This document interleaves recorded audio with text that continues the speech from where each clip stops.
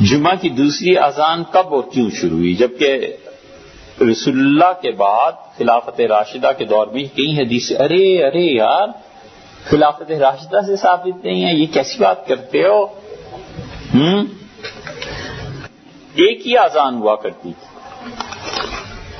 آپ ایک اصول کی بات سمجھیے، یاد رکھیے کہ جو چیز حضرت رسالت مآب صلی اللہ علیہ وسلم کے زمانے میں نہیں تھی اور خلفائے راشدین نے اسے شروع کیا ہے، وہ قطعاً بدعت نہیں ہو سکتی. یہ نہیں ہو سکتی. اگر ہم اس کو بدعت قرار دیں تو اس دین کو تالا لگا کے گھر جا بیٹھیں.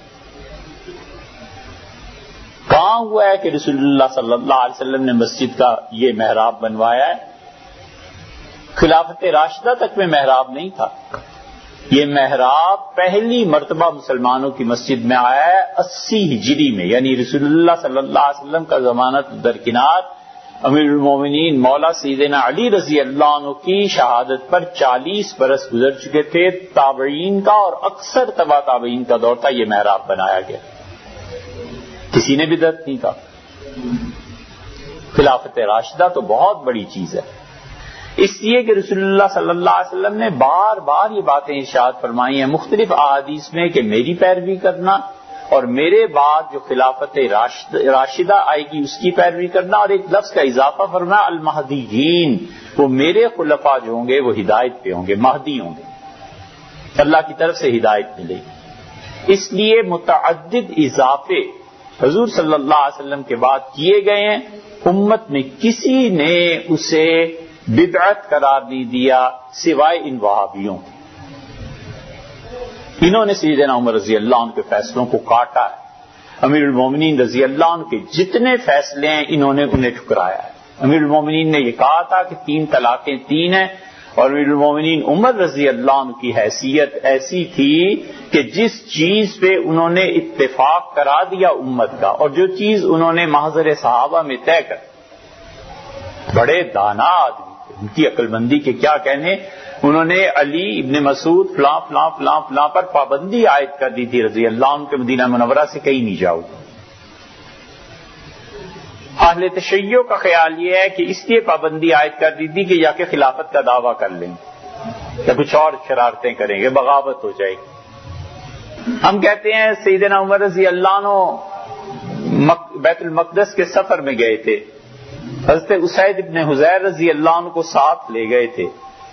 تقریباً 1.5-2 ماہ کا سفر تھا، اور مدینہ منورہ میں حکومت خلافت اپنی جگہ سیدنا علی رضی اللہ عنہ کو قائم مقام بنا گئے تھے. خلافت پہ قبضے کا اس سے اچھا موقع امیر المومنین کو کیا مل سکتا تھا؟ سیدنا علی رضی اللہ عنہ کو بنو ہاشم نہیں تھے، سید نہیں تھے، ان کا خاندان نہیں تھا، کچھ بھی نہیں ہوا.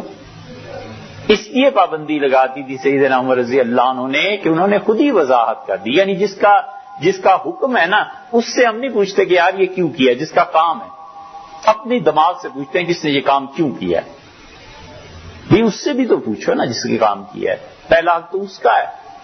سیدنا عمر رضی اللہ عنہ نے کہا میں کسی کو نہیں جانے دوں گا، کیونکہ فتوحات مسلسل ہو رہی ہیں، حکومت مسلسل آگے بڑھ رہی ہے اور نئے سے نئے مسائل آ رہے ہیں، اور عمر اکیلا فتوے کا بوجھ اپنے کندھوں پر نہیں لے سکتا.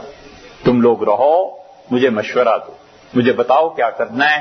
یہ شورائی نظام حکومت تھا، شورا تھی. اس لیے امیر المومنین رضی اللہ عنہ جتنے کام انہوں نے کیے ہیں، جتنے فیصلے کیے ہیں، انہوں نے گویا مہر لگا دی. انہوں نے کہا اس سے نہیں ہٹنا، تم نے اس سے ہٹو گے تو گمراہ ہو جاؤ. وہابیت نے وہ فیصلے تبدیل کیے. سیدنا عمر رضی اللہ عنہ 20 تراویح پہ سب کو متفق کر دیا تھا، سب 20 ہی پڑھتے تھے. یہ پھر شورشا اٹھا 8 کا 12. امیر المومنین رضی اللہ عنہ نے 3 طلاقیں 3 ہی قرار دے دی تھی، ختم ہو گئی تھی بات. پھر شورشا اٹھا 3 طلاقیں ایک ہے کہ نہیں ہے، حتیٰ کہ شیخ الاسلام ابن تیمیہ رحمۃ اللہ جیسے آدمی اس بہکاوے میں آ گئے. اس لیے خلفائے راشدین نے جو کام کیا ہے نا، اگر ہم اسے کہیں بدعت ہے تو پھر آپ سارے دین کو تالا لگا دیجئے، کیونکہ انہوں نے ایسے ایسے کام کیے ہیں جو رسول اللہ صلی اللہ علیہ وسلم نے آئے ہی نہیں، پیشی نہیں ہوئی. سیدنا عمر رضی اللہ عنہ نے اپنے ملک کی معیشت درست کرنے کے لیے روپے کی ویلیو میں کمی کر دی تھی. یہ کسی کے دماغ میں اس وقت آ سکتا تھا کہ روپے کی ویلیو میں کمی کی جائے، اضافہ کیا جائے، کیسے معیشت درست ہوگی؟ انہوں نے اپنے زمانے کے سکے ہی تبدیل کر دیے۔ امیر المومنین رضی اللہ عنہ نے شراب کی حد مقرر کر دی تھی، اس سے پہلے نہیں تھی۔ امیر المومنین رضی اللہ عنہ بہت سے کام ہے۔ جب حضرت عثمان رضی اللہ عنہ کا دور آیا تو مدینہ منورہ کی آبادی بہت بڑھ گئی اور لوگ دور دور جگہوں پہ کام کرتے تھے، اور 9 مساجد تھی عہد نبوی علیہ صاحب الصلوۃ والسلام کے دور میں، لیکن رسول اللہ صلی اللہ علیہ وسلم نے جمعے کی اجازت کسی مسجد میں نہیں دی تھی سوائے اپنی مسجد کی۔ اسی لیے یہ اہل تشیع ہیں، ان میں ایک جگہ جمعہ جائز ہے۔ بحران میں آپ دیکھ لیجیے کئی جمعہ نہیں کرتے، ایک جگہ انہوں نے اس چیز کو قائم رکھا ہے۔ باقی ہمارے ہاں مختلف وجوہ سے اجازت دی گئی۔ نظیم ابو حنیفہ رحمۃ اللہ نے کہا کہ جہاں دریا پڑتا ہے اس کے پار بھی جمعہ کر لیا کرو، ادھر بھی جمعہ کر لیا کرو، وغیرہ وغیرہ۔ سیدنا عثمان رضی اللہ عنہ کے دور میں یہ دوسری آذان شروع ہوئی ہے۔ یہ دوسری آذان خلفائے راشدین میں پہلی 2 خلافتوں میں بھی نہیں تھی۔ سیدنا عثمان رضی اللہ عنہ نے کہا کہ مارکیٹ میں لوگ زیادہ ہو گئے ہیں، دکانیں زیادہ بن گئی ہیں، آبادیاں پھیل گئی ہیں، اس لیے پہلی آذان شروع کرو تاکہ لوگ اس آذان کے ساتھ ہی سارے کام چھوڑ دیں اور تیاری شروع کریں، اور دوسری آذان دو تاکہ میں خطبہ دوں گا اس کے بعد اور تمہیں نماز پڑھا دوں گا۔ اس نے عثمان رضی اللہ عنہ نے یہ شروع کی تھی، اسی لیے وہابی کہتے ہیں کہ عثمان کی بدعت ہے۔ عثمان بدعتی تھا اس وجہ سے کہ اسے دوسری اذان شروع کی، عمر بدعتی تھا اس وجہ سے کہ اس نے تراویح کی جماعت شروع کی۔ حالانکہ تراویح کی جماعت نہ ابوبکر کے زمانے میں تھی، نہ رسول اللہ صلی اللہ علیہ وسلم کے زمانے میں تھی۔ بات سچ ہے، نبی کریم صلی اللہ علیہ وسلم کے زمانے میں تراویح الگ الگ لوگ پڑھ لیتے تھے، 10 حافظ ہیں، کھڑا ہوا 4 اس کے پیچھے 4 اس کے پیچھے 10 سیدنا ابوبکر رضی اللہ عنہ۔ حضرت عمر رضی اللہ عنہ کا دور آیا تو انہوں نے کہا کیوں نہ ہم مسلمانوں کو ایک جگہ جمع کر دیں، اس مسجد میں اتنے حافظ قرآن سناتے ہیں، کیوں نہ ایک امام کے پیچھے۔ اور آپ نے کہا بلاؤ صاحب کو اور بلاؤ فلاں کو اور تمیم کو بلاؤ اور اسے کہو قرآن پڑھے اور اسے کہو لوگوں کو کہ اس کے پیچھے نماز پڑھے۔ یہ سیدنا عمر رضی اللہ عنہ کا فیصلہ تھا، امت متفق رہی، انہیں تکلیف ہوئی کہ عمر کی بدعت ہے۔ اور پھر دوسری آذان یہ بھی وہی ہے، عثمان کی بدعت ہے۔ اب اسے وہ بدعت عثمانی کہیں، ہم تو کہتے ہیں خلافت راشدہ کا فیصلہ ہے، بالکل ٹھیک ہے۔ اور آپ نے یہ جو تحریر فرمایا کہ خلفائے راشدین کے دور سے اور کسی حدیث سے ثابت نہیں، آپ کیا کرتے ہیں؟ کس حال میں یہ لکھا ہے؟ سیدنا عثمان رضی اللہ عنہ شروع کیا اور کسی حدیث سے ثابت نہیں۔ حدیث کا آپ کیا مطلب سمجھتے ہیں کہ وہ چیز جو رسول اللہ صلی اللہ علیہ وسلم نے کہی سنی؟ ایسے نہیں ہے۔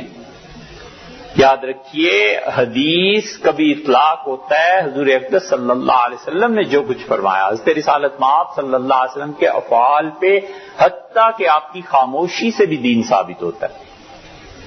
ایک کام کیا گیا تو آپ چپ رہے، اٹ مینس کیا وہ ٹھیک ہے،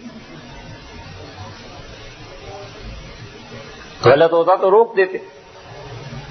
حدیث ہی کی تعریف میں یہ بات بھی آتی ہے کہ صحابہ کرام رضی اللہ عنہم بغیر رسول اللہ صلی اللہ علیہ وسلم کا نام لیے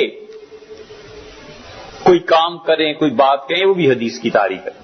حسن بصری رحمت اللہ علیہ نے کہا رسول اللہ صلی اللہ علیہ وسلم یہ کرتے تھے۔ حسن بصری تابعین کے زمانے کے ہیں۔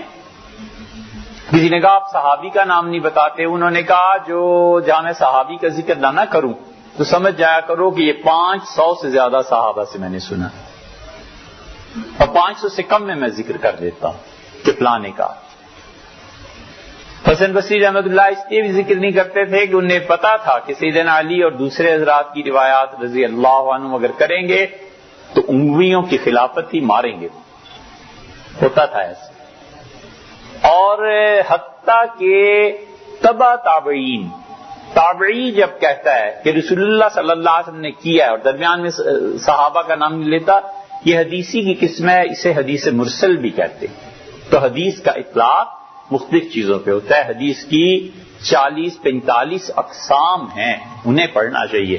آپ چاہیں تو تدریب الراوی پڑھیے، اور تدریب الراوی کی جامع الازہر کے مشائخ نے جو تشریح کی ہے وہ کتاب آسان ہے، بہت اچھی تشریح ہے۔ الباعث الحسیس پڑھ لیجئے، یہ جو علماء ازہر نے کی ہے وہ کوئی 2,2500 صفحے پہ ہے اور بہت اچھی ہے، اسے پڑھ لینا چاہیے۔